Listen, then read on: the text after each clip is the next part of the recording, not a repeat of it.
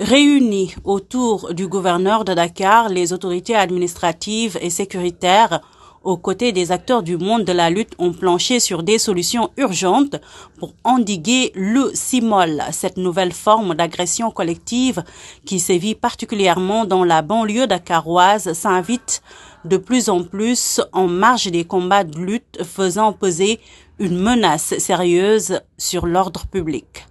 Les décisions ci-après ont été arrêtées et vont s'imposer à tous. Le premier des principes, je l'ai dit à l'entame de la réunion, c'est que la sécurité des personnes et des biens est une priorité absolue et non négociable.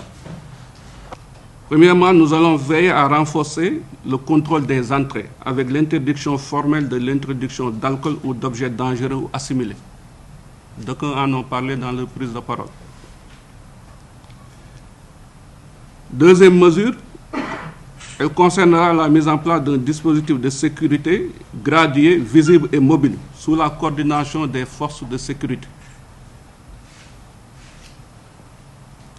La troisième mesure portera sur le déploiement obligatoire d'un dispositif de secours et d'intervention d'urgence en rapport avec les sapeurs-pompiers.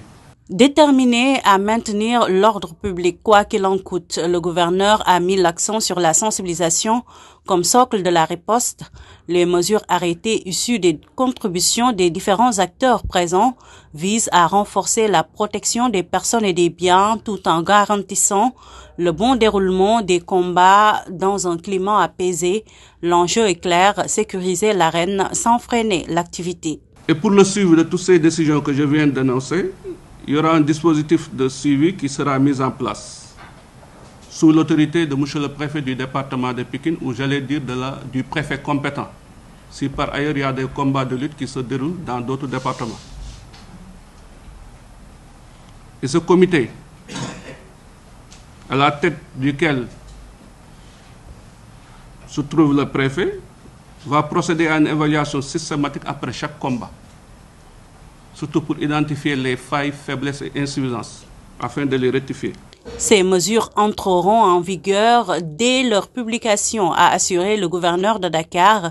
Cette démarche s'inscrit dans une dynamique de coordination renforcée entre tous les acteurs impliqués dans l'organisation et la sécurisation de la lutte sénégalaise.